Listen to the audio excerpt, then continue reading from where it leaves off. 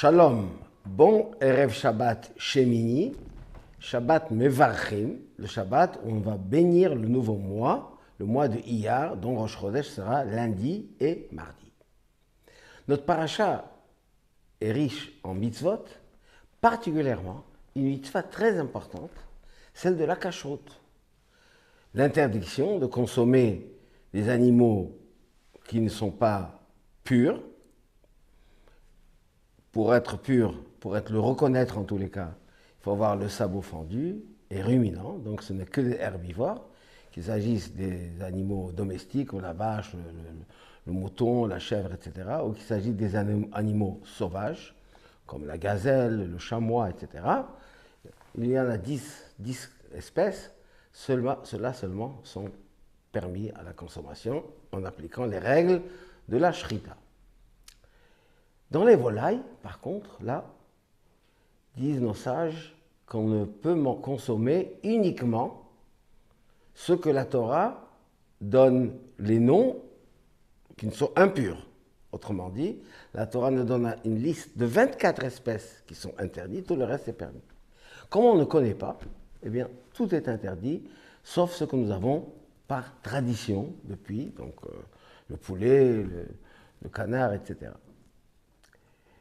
Ça, c'est la loi de la Torah. Mais de chaque élément, il y a un enseignement.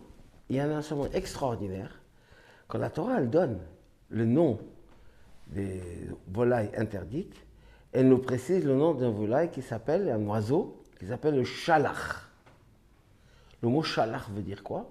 Celui qui plonge dans la mer et il retire des poissons. Certains disent que ça correspond au cormoran. Et ce shalach, disent nos sages, qu'il a une particularité, c'est que le Talmud nous dit que Rabbi Yochanan, quand il voyait un shalach, il disait « Mishpatecha tohom rabba », un verset du psaume où Dieu fait de la justice même au fond de la mer. Car le shalach qui va attraper un poisson, ce n'est pas par hasard. C'est que Dieu a décidé que ce poisson doit être dévoré pour un méfait qu'il a fait. Et de là dit le Baal Shem Tov, un enseignement extraordinaire dans la Hashgacha Pratit. Avant, le Baal Shem Tov, certains penseurs juifs de la Torah considéraient que la providence divine, c'est-à-dire la surveillance individuelle, la Hashgacha Pratit, c'était uniquement pour le genre humain. Les animaux, c'était au hasard. Et le Baal Shem Tov a dit non. Même une feuille qui se retourne, c'est tout la précision par la volonté divine à chaque mois. Quel moment, comment et quand. Et on apprend de ça, de ce shalach. Ce shalach qui est là pour faire la justice que Dieu lui envoie, de faire punir un certain poisson qui a commis une faute. Et c'est ça le fondement même de la émouna, de la foi dans Hashgacha Pratit. Que le shalach nous apprend que Akadosh Baruch Hu dirige tout. Il n'y a rien, absolument rien, qui se fait par hasard.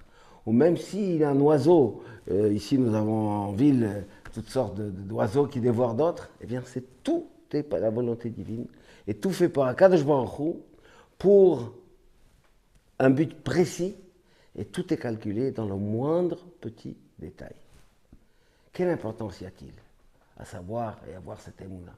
C'est fondamental. Car chaque chose qui arrive, même des choses qui nous paraissent négatives, et c'est marqué, mais il n'y a pas de mal. Donc, c'est des fois des choses qu'on ne comprend pas. Dieu nous l'expliquera un jour. Mais comme on passe des moments, des fois difficiles, et on a des questions, pourquoi, etc., et on peut se poser ces questions. On a le droit, on a le devoir même de poser les questions. Mais il faut savoir que tout est fait par Hashgacha Pratit, par la providence divine, par Akadosh Baruch Hu.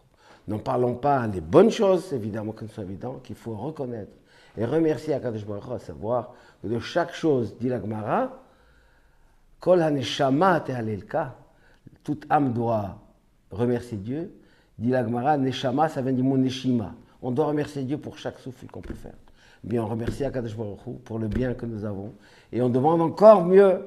Et le meilleur des choses, ce sera que Mashiach arrive, que les otages soient libérés, qu'il y a une fin à cette guerre et que tout le monde puisse vivre en paix et en bonne santé. Shabbat Shalom ou Mevorach.